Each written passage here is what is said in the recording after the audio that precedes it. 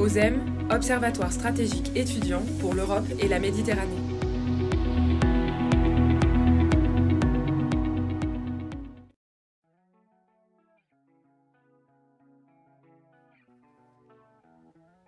Bonjour et bienvenue à tous sur cette première chronique de l'OSEM. Nous continuons nos publications estivales avec ce podcast qui nous entraînera aujourd'hui dans notre thématique méditerranéenne auprès des aires marines protégées. Bonjour Adèle Loubrun. Bonjour Clara Dea. Aujourd'hui, nous sommes donc en compagnie de Julien Panager, actuellement stagiaire à l'Observatoire des relations euro-méditerranéennes. Bonjour Julien Panager. Bonjour à vous. Vous avez récemment et brillamment rendu votre mémoire s'intitulant « Les aires marines protégées, nouvel outil de gouvernance de l'espace maritime et de ses usages, le cas de la pêche de loisirs en Méditerranée ». Vous êtes aujourd'hui avec nous pour nous parler de ce sujet plus que d'actualité. Je laisse donc la parole à Adèle Lou. Bonjour Julien, donc peut-être pour commencer, est-ce que vous pouvez nous préciser qu'est-ce qu'une aire marine protégée ? Bonjour Adèle. Alors tout d'abord, j'aimerais remercier votre observatoire et vous-même d'offrir l'occasion de faire découvrir ces structures que sont les aires marines protégées et qui, malgré leur multiplication le long des côtes, restent mal connues du grand public. Votre première question sur la définition d'une aire marine protégée est particulièrement pertinente, puisqu'il n'existe pas à l'heure actuelle de définition commune permettant d'englober la réalité des aires marines protégées.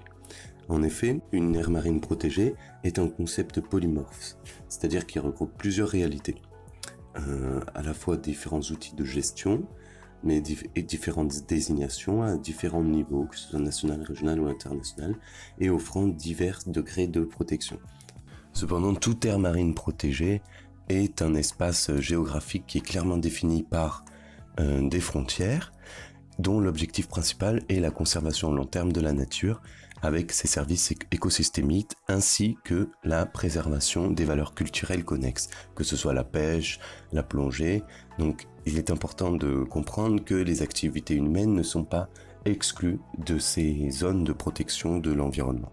Pour revenir au caractère polymorphe des aires marines protégées, on peut souligner le fait qu'il existe plusieurs désignations en Méditerranée, au nombre de 54 exactement, pour tous les pays méditerranéens qui regroupent autant de réalités différentes de protection. Enfin, afin de simplifier la lecture de cet outil, l'UICN par exemple, l'Union internationale pour la conservation de la nature, a élaboré 6 catégories d'aires marines protégées qui se basent sur les objectifs de gestion. Donc les objectifs de gestion mis en place par les aires marines protégées. Parmi ces catégories, on peut citer les réserves naturelles intégrales dans lesquelles toute activité humaine est exclue pour la protection de la nature, ou des parcs nationaux, des monuments ou éléments naturels. Moi, je vous invite à aller regarder sur le site les différentes catégories. D'accord, alors après nous avoir précisé qu'est-ce qu'était une aire marine protégée, peut-être vous pouvez nous dire depuis quand existent ces AMP, donc ces aires marines protégées. Alors oui, il est difficile de répondre à cette question tant le concept d'aire marine protégée a évolué avec le temps et que les aires marines protégées d'hier ne sont plus celles d'aujourd'hui. Cependant, si on considère qu'une aire marine protégée est un espace géographique clairement défini dont la protection de la nature est le principal objectif, on peut considérer que la première aire marine protégée est née au début du XXe siècle dans la lignée de la protection spatiale de la nature qu'avait inauguré le parc de Yellowstone en 1867. Cependant, jusque la fin du XXe siècle, les aires marines protégées restent très peu nombreuses et très peu utilisées dans les politiques publiques de protection de la nature. C'est avec la conférence sur la biodiversité de Rio en 1992 et la suivante 10 ans plus tard à Johannesburg que les aires marines protégées vont devenir la norme en termes de structure et d'outils pour protéger le milieu marin. Donc à partir de ce moment-là, début des années 2000, les aires marines protégées se multiplient le long des côtes, mais également en haute mer. Leur multiplication, elle a été permise par le changement de statut et d'objectif, puisque ces aires marines protégées d'aujourd'hui ont pour objectif de concilier les activités humaines et la protection de la nature. Donc il est plus facile de mettre en place maintenant des aires marines protégées puisque cela n'implique pas l'exclusion des activités traditionnelles comme peuvent l'être la pêche. Enfin, leur expansion numérique et à la fois en termes de surface est également due aux engagements internationaux pris par les États en termes de pourcentage d'eau sous juridiction à protéger, un pourcentage qui a été fixé en Méditerranée en 2010 à 10% de la totalité de la Méditerranée à mettre sous aire marine protégée. après avoir vu que les aires marines protégées étaient un terme très vaste qui regroupait diverses réalités, peut-être pouvez-vous nous donner un exemple concret de fonctionnement d'une aire marine protégée? Alors oui, bien sûr. Mais comme vous le rappelez très justement, et comme je l'ai déjà évoqué précédemment, chaque aire marine protégée possède son propre mode de fonctionnement. L'exemple que je vais donc vous donner ne pourra pas être généralisé à l'ensemble des aires marines protégées. J'ai donc choisi de vous parler du parc national des Calanques. Établi en 2012, ce parc national possède à la fois une partie terrestre et une partie marine, et seule la partie marine étant considérée comme une aire marine protégée. Ces frontières ont été définies à la suite de plusieurs négociations mêlant divers acteurs locaux, et on retrouve un cœur marin dans lequel s'appliquent toutes les réglementations prises par le parc national des Calanques. À l'intérieur de ce cœur marin, on retrouve 6 réserves marines intégrales où toute activité humaine est prohibée. Alors comment les réglementations sont votées? On va prendre l'exemple de la pêche de loisirs. Récemment, des quantités maximales de pêche par pêcheur et par embarcation, si c'est la pêche embarquée, ont été définies. Ces dernières ont d'abord fait l'objet d'un travail en amont de la commission pêche, qui est un organe particulier du parc national des Calanques, qui regroupe des sociétés nautiques de plaisance. Ces dernières ont travaillé sur des quantités maximales à proposer ensuite aux différents organes du système de gouvernance du parc national des Calanques pour être soumis à un vote.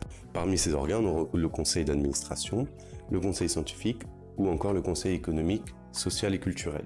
Ces 3 conseils ont débattu les propositions de la commission pêche, ont émis des réserves sur certains points, puis les ont soumis à un vote après les avoir retravaillés, en collaboration avec la commission pêche. Afin que les réglementations s'appliquent au regard de la loi, un arrêté préfectoral a été émis, précisant les réglementations dont il a été question. Mais comment le parc peut-il faire respecter ces réglementations? Le parc national des Calanques, du fait de son statut particulier de parc national, possède sa propre police de surveillance, ce qui n'est pas le cas d'autres aires marines protégées qui n'ont pas ce statut de parc national.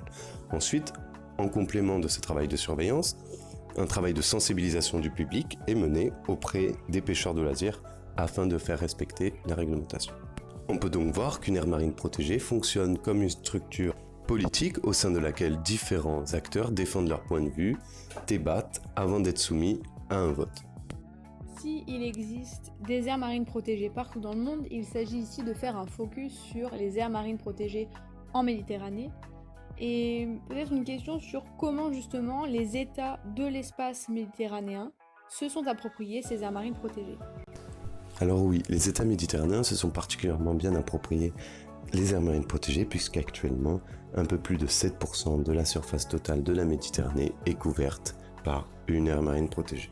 Cependant, ce chiffre doit être nuancé puisqu'il existe des différences, notamment entre la rive nord et la rive sud de la Méditerranée, la rive nord comptabilisant à elle seule un peu plus de 85% de la surface totale des aires marines protégées en Méditerranée. Des pays comme la France, Monaco, l'Espagne ou encore la Croatie ont déjà franchi le seuil des 10%, alors que aucun pays de la rive sud méditerranéenne n'a pour l'instant atteint les 5% d'eau sous protection et sous juridiction d'une aire marine protégée.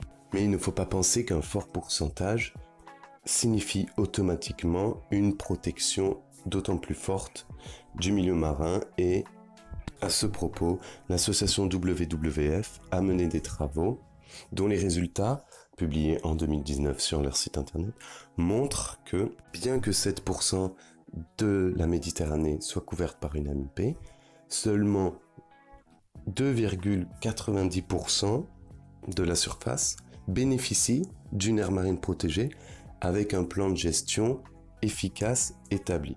Ça veut dire qu'il existe un grand nombre d'aires marines protégées qui n'ont pas été dotées par leurs États des outils juridiques lui permettant de bénéficier d'une gestion efficace et de tous les moyens pour la mettre en œuvre. Alors pourquoi créer une aire marine protégée si ce n'est pas pour lui donner les moyens de bien fonctionner et de parvenir à ses objectifs? Eh bien, tout simplement parce que la pression internationale, notamment des grandes associations de défense de l'environnement, pousse les États à créer de plus en plus d'aires marines protégées afin de paraître comme étant le bon élève en matière de protection du milieu marin et pour atteindre ces fameux 10%. Il ne faut donc pas s'attarder sur le pourcentage d'eau couverte par une AMP pour observer une protection et une gestion efficace du milieu marin et de ses activités. Je vous remercie pour toutes vos réponses et peut-être pour finir une question un peu plus personnelle. À votre avis, est-ce que les aires marines protégées sont aptes à répondre aux défis qu'affronte la Méditerranée en termes de protection de la biodiversité et du milieu marin ? Bien sûr, mais il faut tout d'abord rappeler que les aires marines protégées n'ont pas pour vocation de répondre à l'intégralité des défis qu'affronte la mer Méditerranée.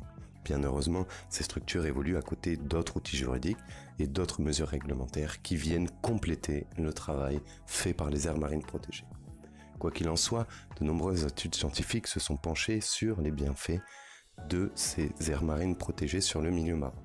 Ces études ont bien entendu été conduites au sein d'aires marines protégées bénéficiant d'un plan de gestion cohérent et efficace ainsi que des moyens adéquats pour remplir les objectifs et répondre aux défis. Parmi les bienfaits observés, on peut citer ce que l'on nomme l'effet réserve et qui montre que l'établissement d'une réserve marine intégrale au sein d'une aire marine protégée, c'est-à-dire d'une zone bien définie dans laquelle toute activité humaine est prohibée, eh bien ces zones favorisent l'augmentation de la biomasse totale des stocks de poissons par exemple, c'est-à-dire l'augmentation du poids moyen des espèces de poissons, ainsi que l'augmentation du nombre d'individus des stocks de poissons. Mais là où, moi, je pense que les aires marines protégées sont importantes pour répondre aux défis qu'affronte la mer Méditerranée, c'est grâce au travail de sensibilisation qu'elles permettent de faire auprès du public qui viennent visiter, ainsi qu'auprès des usagers plus fréquents, comme les pêcheurs de loisirs. Ce travail de sensibilisation qui peut prendre plusieurs formes, comme la mise en place de panneaux d'avertissement, la distribution de plaquettes auprès des usagers qui rappellent les bons gestes à accomplir pour respecter le milieu marin. Et bien ce travail permis par les aires marines protégées change petit à petit les approches des usagers de l'espace marin et favorise ce que l'on pourrait appeler des gestes plus responsables, plus éco-responsables. C'est la fin de ce podcast. Pour aller plus loin, nous vous conseillons l'œuvre de Samuel Despraz, Géographie des espaces naturels protégés, jeunesse, principes et enjeux territoriaux, paru aux éditions Armand Collin en 2008, ou encore plus récemment le rapport en ligne de WWF intitulé Toward 2020, How Mediterranean Countries Are Performing to Protect Their Sea. Merci à tous d'avoir été présents et merci à vous, Julien Panager. Eh bien, merci à vous de m'avoir invité et d'avoir offert l'occasion de parler un peu des aires marines protégées. À très bientôt sur les podcasts estivaux de l'OSEM. OSEM, Observatoire stratégique étudiant pour l'Europe et la Méditerranée.